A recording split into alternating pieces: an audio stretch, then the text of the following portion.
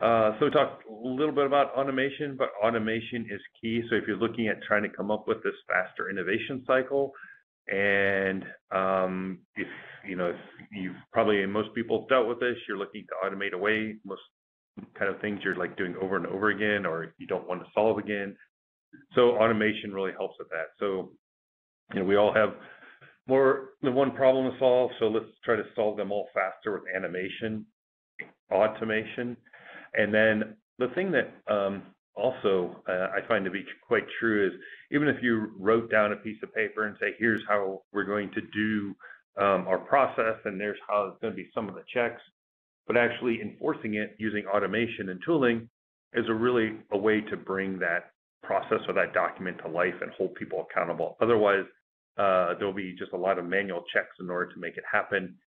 And there's not always as much guarantee that will be successful in that route. So that automation will really help take that kind of documented process and then really flush out the areas that conformance and compliance needs to be there.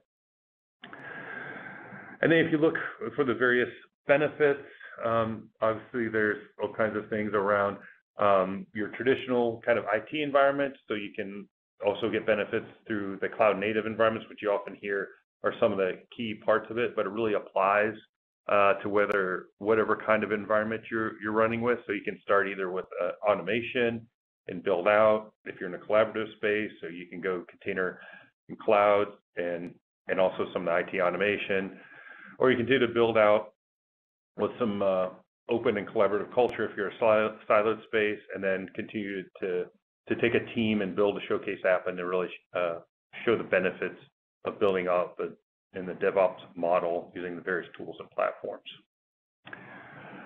So let's touch on automation with Ansible, sort of in the traditional IT space. So if you look at the automation for traditional IT, you're dealing with a lot of kind of laying down virtual machines or bare metal machines or certain, and then application kind of component on it, whether it's the operating system, the middleware stacks, databases, certain applications, configuring networking, storage, etc. All those things that are important for making sure your applications are deployed and running. But it's really a universal language that helps kind of from the full spectrum of from the business definition into dev to some of the QA, some security aspects and IT operations. And with Red Hat Ansible automation, it has the benefit of really being a programmatic, reusable, and open framework. It's easy for people to read and comprehend what's going on quickly, so they can say, yeah, I understand this is what this playbook or this is trying to do.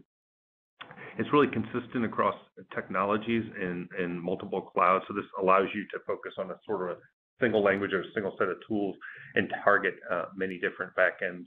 And it has the benefit of being self-documenting, so it is part of that human readable aspect as well. And as you can see, Ansible covers all aspects of networking, security, infrastructure, and cloud.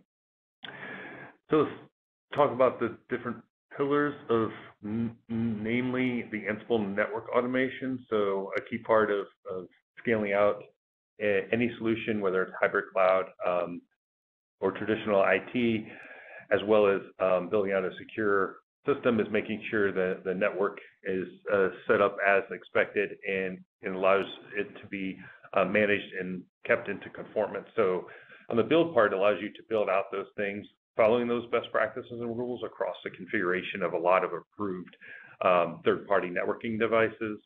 Managed, as I mentioned, is one that can track if somebody tries to go in and hack, has the password to your network admin, will try to change things. You can detect when those changes occur and reset them back to the approved settings, and then have a consistent way of validating that those changes were put in, and you can audit that as well. And then managing it at scale, so you have to have a way of lots of machines, real, virtual, a lot of network devices, ensuring that those can be handled through a scalable system. And Ansible Tower gives you the ability to orchestrate and operationalize that automation. And so through all types of considerations of building out this secure hybrid cloud is the center is the automation, which really provides the right way to put in the right secure gateways, manage your enterprise firewalls, determine threat intelligence platforms, continue with the network setup, configuration, and monitoring,